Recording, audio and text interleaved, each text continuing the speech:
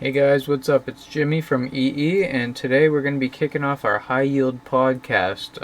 It's mainly going to be going over value investing, our weekly picks, and what we're currently looking at in the market. So, I want to start with our first company. It's called Cushman and Wakefield. It's one I learned about this weekend, and I kind of looked into it, and I was very interested by it. So, we'll dive right in. So, the symbol is CWK. So, it's a $14 stock, and they do commercial real estate. They do a lot of like services. Yeah, I don't know too much about real estate. I know more about finance and technology than real estate, but this one did spark my eye. The first thing that sparked my eye was the PE ratio. It's under 10, which is always a good thing to look for and find in a company or stock. So we'll do like a deep dive into each one's little finance. We'll go over like assets, debt, net income over like the last quarter and stuff. So we'll kick in. So I'll show you guys the tools we use too for a lot of this stuff. I recommend going to Nasdaq or Google Finance. You just search the symbol up at the top. My computer is becoming pretty laggy for some reason, so we may have to be upgrading our computer soon, unfortunately. So, but this company, it definitely sparked my interest. Another good website I would recommend is TradingView. Let me see if it shows up. So you can basically get a rough estimate of what the company's worth. One of the rules I was looking at, I've kind of observed over the last couple months researching stocks is you want to find a company where basically like the assets is almost like 2 times as much as the market cap. That's usually a good green flag on a company or stock. So let me see. Type in. So you go to see overview on TradingView. They actually give you like what the company's valued at off of like its market cap versus what it really should be. Um, so like as you can see here, the market cap's $3.2 billion, but the actual enterprise value, the value of the company, they're saying is estimated at almost double what it's actually trading at. So this is $14-15 stock could probably go to 30 over the long term, just with the amount of assets and money they make. I'll show you guys the finance balance sheet on here. So you can change this from annual to quarterly on NASDAQ. Quarterly will show you the most recent information that you want to see. So like on 6/30, so 3 months ago, they should probably be doing earnings within the next month or so. But so they did net almost $100 million profit. Everything in here is in thousands. So you add extra 3 zeros to it. So the fact that they made $100 million profit in 1 quarter is pretty good. This is actually one of the smallest companies we'll be looking at on the podcast today. Um, so also you always want to look at the balance sheet. Always look at it quarterly because it'll show the most recent assets and liabilities and things like that. So as you can tell here, they have $7.7 billion in assets, whether that be like stocks, real estate, like fixed assets, companies they own. It could be a whole load of things, even cash and stuff. It seems like they have how much? Like probably like $500 million in just cash alone. On the other hand, from 7.7 and basically 7.7 billion in assets, they do have a good amount of debt, as probably this type of company should, especially in real estate. A lot of properties out on equity basically. So they have 6.1 billion in just debt. That debt could be making the money, it could not, but overall I think since it's real estate, I'm not quite sure on how the market is for the actual real estate or commercial real estate, but the fact is they have almost $2 billion with no debt, which is their equity. Um, that's usually good. If a company usually is negative on that, I wouldn't even recommend looking at or buying the stock. But like I said, this is one of the smaller ones. I'm not going to weigh in as much on this in my personal portfolio, but this is one I definitely will be looking at and looking to buy. So that's Cushman and Wakefield. That is commercial real estate. I met a guy who actually works for them, and he was telling me a little about the business, and I was pretty interested. They're kind of like a global company, and you could look into maybe the subsidiaries of them. I don't think they own much, not any name brand ones, so it's kind of it's not that exciting. One I did notice, they had one called Pinnacle Property Management Services, which was kind of interesting. So they help manage like apartments and communities in 32 states, and they also have this little software called Business Integration Group, which is like a workplace management system software, which was kind of cool because it's a little bit diverse from what they actually do. And they fully own the company, and they have a bunch of other like little spin-offs under their company and stuff, all that I never really looked into, but they could maybe hide some bigger things. But other than that, this company is a pretty good one for just the real estate. It basically will mirror the real estate market, and it's a little undervalued, so it'll actually outperform, while other like main stocks like the big S&P 500 ones will actually like go down. This one could rise up during then. It kind of zags as everything zigs, as I say. So that's CWK, Cushman Wakefield PLC. So the next one we're going to be looking at, this is one of me and Ryan's favorite. That would be, so this one's Meta. I think everybody knows Meta, but they don't really understand Meta. So Meta, they own Facebook. They own a couple pretty big subsidiaries under the company. This one's trading at really undervalued price. And the thing I like about Meta and the last one we just looked at, they're both growth stocks. So basically, there's no dividend, but they will grow a lot. And when they go up, they usually go up a lot. So that is the promising thing about growth companies and stuff. So Meta actually they own WhatsApp, the whole company, and software, which is pretty big. They own a lot of VR and augmented reality and AI companies. That's a lot of their subsidiaries. Some mainly like communication platforms and stuff like that. Some smaller software companies and stuff. But if we actually go and take a look at the numbers, so it's currently trading at like 160 right now. I would say, in my opinion, this company Meta could easily be worth like 200 a share, maybe over the long term, and then it should continue to keep growing because they keep making a profit every quarter, and they make a really solid big profit. So if we come and look, we'll also change it on here, and we'll check out the enterprise value and everything else and kind of go off that. So see here, so we'll type in Meta.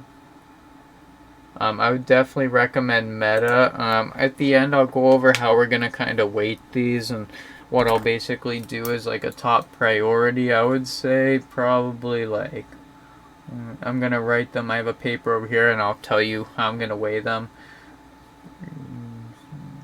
I would definitely weigh CWK at the last, kind of the least amount of equity into it, but it's a good one to be holding and having. So let's see here.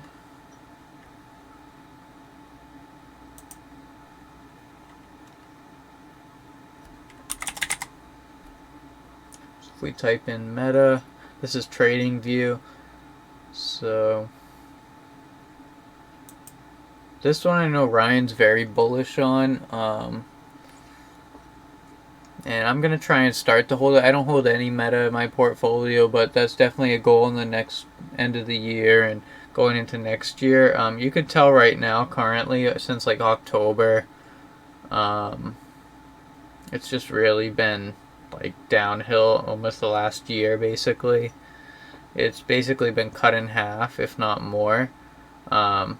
So always on. I wouldn't always go off the trading view numbers because like this says the enterprise value is less than what it's actually valued at. But you can definitely tell this is a really good company from the way it performs and the amount of money it makes, as well as the strong subsidiaries it owns. Let me see here. So if we look at the financials, so quarterly. If it's not on NASDAQ, it's always, the financials are always on Yahoo. So, let's see. Yeah, this could easily be like a $200 stock in my opinion. I may have to pause this just to log into my Yahoo. Actually, no. I guess, so this info is available. You can always find it on Yahoo usually. So the net income over the last 12 months, they made $33.6 billion in just profit over the last 12 months. That's absolutely insane for a company this cheap, in my opinion, versus other companies I've looked at. You can see, let's see here. So over like the last, I'd say, we'll switch it to quarterly so we can see like the most recent assets and debt.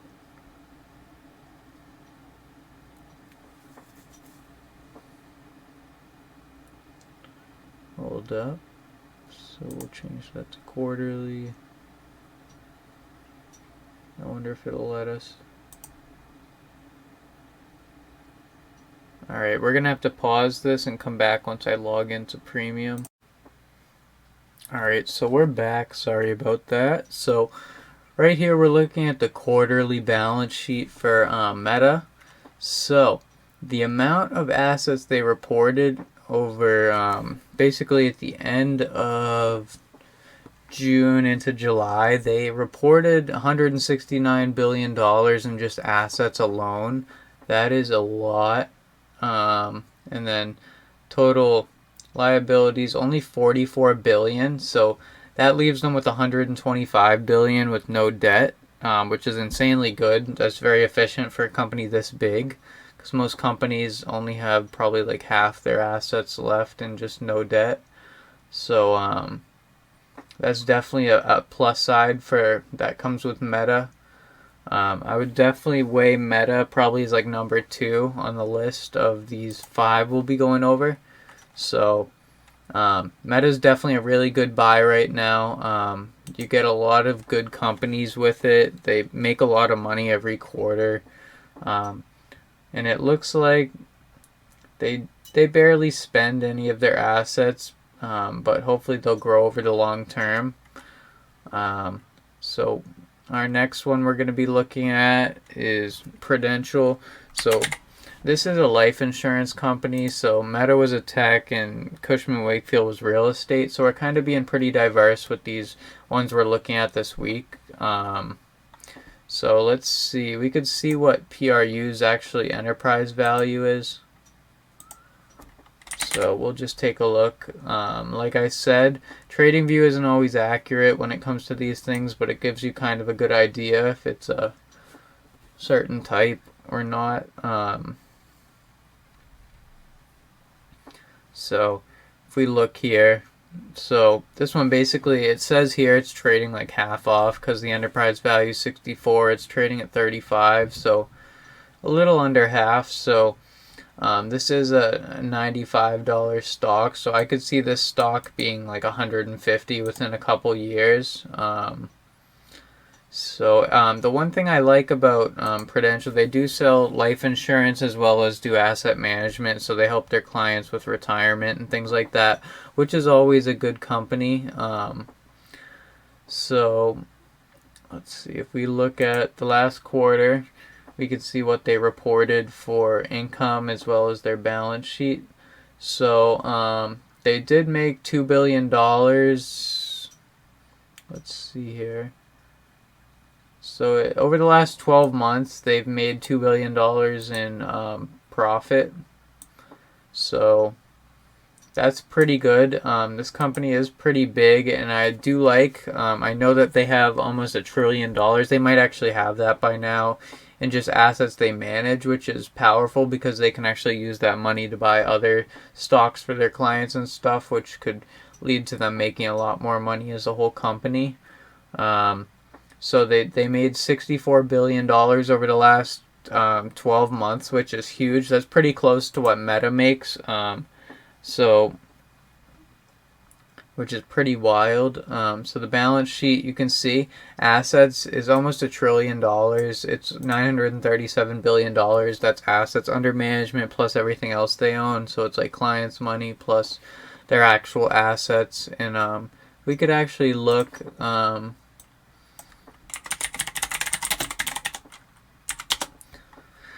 So we can see if they have any big subsidiaries. I never really looked into these, but it seems like, let's see, looks like this one's a pretty big one. PGIM. So this is their asset management arm of the company. And then they have, let's see, Assurance IQ. So this seems like it's some sort of, let's see, direct to consumer platform that transforms the buying experience for people who want health and financial wellness solutions. So it's another advising platform they have. They have a bunch of these.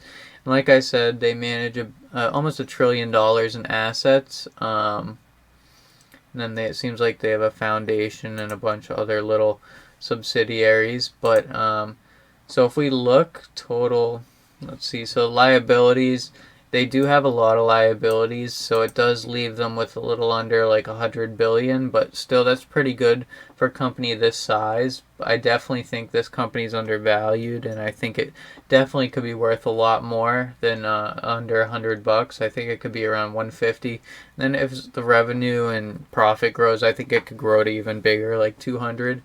But this is probably, I'd say, number 3 on the list. I give Meta number 2.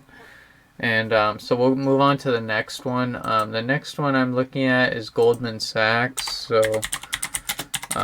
I know they do a lot of integration with Apple Pay with their Marcus. It is more of an expensive stock, but it's definitely well worth the money because of what you get. So they do have a pretty diverse group of subsidiaries beneath them. So they own like a fintech company for loans, an asset management, investment partners. Let's see here. Asset managers. That's mainly what Goldman Sachs does, is asset management. Mainly they do it for business and personal. They also own a big hotels chain right here, Travelodge. They also own another hotels chain, B&B Hotels. And they also, I haven't looked into every single one of these subsidiaries, but this looks like it's a whole nother language, so I'm not even going to bother looking at that one. Online savings accounts and stuff. They really just get a lot of money and then they start to make more money with the money they get. This is almost like a bank, like it's a strange, like it's a diverse hybrid type company. They're not specifically in one thing, but they're all mainly in just like money and assets and things like that. Actually, it might even tell us on let's see here. If we go here. But Goldman Sachs, I'd put this as number 1 on my priority list, so I would weigh this the most, putting most of my money into this one to try and gain some shares of this. So it's an investment bank, a financial services company. So we'll see what it says on TradingView for what the enterprise value is. I believe it's going to be pretty high, but we shall see.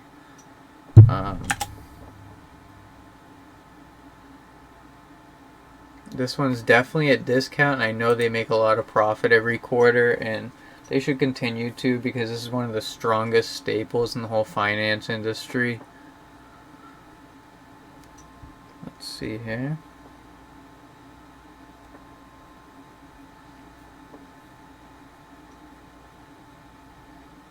So they have been on kind of like a downward tumble, so this is a good time to get in and get this discounted company.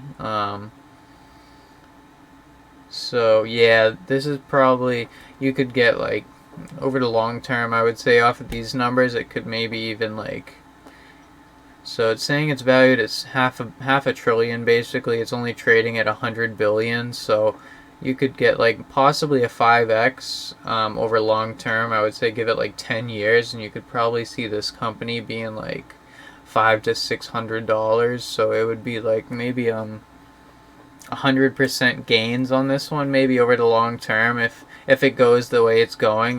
This is a monster though, so I don't think anything will happen in the meantime unless the market kind of tumbles more. I definitely know the market right now has been crazy, but so if we look at the assets here for Goldman Sachs, so they have $1.4 trillion under management, and that they're left with 100 billion with no debt, which is pretty good, I guess. It could be better, I feel like, in my opinion. But if we look at their income statement from like the last quarter, we can see how much they made to give you kind of an idea. So let's see here. So they made 11.8 billion in the last quarter. So in 3 months they made 11.8 billion, which is pretty big. And the net income was 2.7 billion, which is absolutely insane. That's really good for a company like this. That's what you want to see, is that cash flow and all their subsidiaries bringing in profit for them so they can continue to grow and make more profit for the shareholders. That's definitely what we look for. So that's why we're putting this as number one on the priority list. So we'd go for Goldman Sachs, we'd go for Meta, and then we go for Prudential. And then we have one more we're going to look at, and that'll be the last one, and that'll kind of close up the podcast, and you guys can kind of do some research after this and kind of see which ones you like. But I'll tell you the ones that I think you should kind of aim for more top priority than lower priority.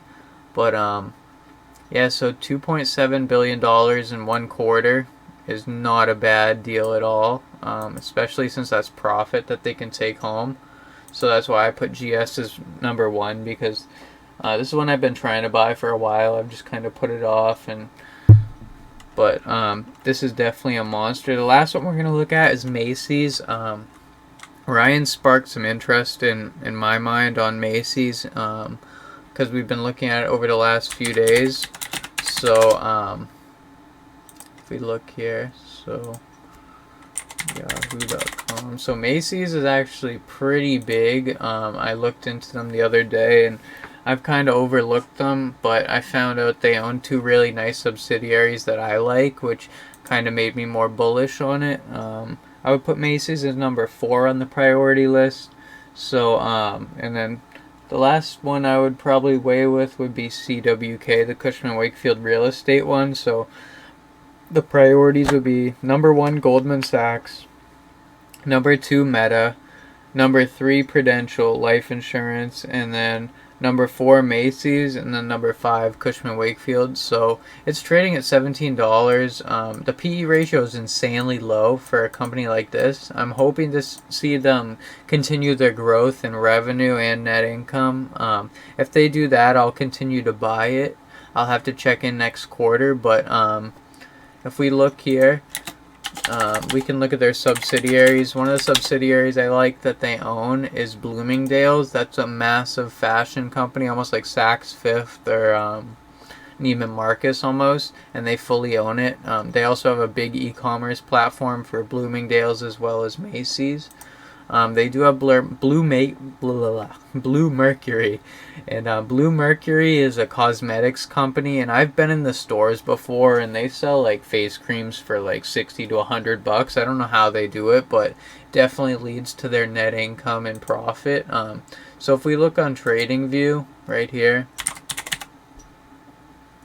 so if we look, we'll see what the enterprise value is. So we can see what they kind of think it's worth versus what it's trading at. So I would put Macy's number 4 on the list. So we have 5 here today. So I would weigh like probably 50% of my money into Goldman Sachs, and then I'd kind of stagger it. I'd put I'd say like let's see, maybe like 20% into Meta, and then like 10% into Prudential, and then that would leave us with like, I think, yeah, so yeah, then you could split the last two 10% into like Macy's and then Cushman Wakefield, or just cut Cushman Wakefield out fully if you're not interested in it. You kind of have to understand the companies to know what you're buying and stuff like that, which is definitely something I recommend maybe doing research. But it seems this company, Macy's, it was trading at $37 basically like a year ago, and now it's trading at 17, so it's definitely a massive discount. So like it says here, it's basically half off right now, so it's trading at like enterprise value, it's valued at 10 billion, it's trading at around 5 billion, so this could easily double as long as they do good in sales and continue, or if just the buy volume and continues and it goes upwards, if people are buying this, it should go back up to that. But either way, since they have a dividend, they'll be buying back shares hopefully, and that'll lead to a lot more growth for shareholders. But if we look here, we'll look at the net income and assets. I think I looked yesterday and they netted like 1.2 billion over the last 12 months, which is not bad. It's a lot better than a lot of companies. For Tesla, for example, they only netted like $7 billion over the last 12 months. So the fact that Macy's, a stock this cheap, is making like 1/6 less, and it's like insanely cheaper versus like a $300 or $700 company, it's only like under 20. It just shows that there's a lot of value packed into it, and that's why I think this is a good investment. So if we look here, let's see if we can get the ticker to show up. We'll just search for it, it should.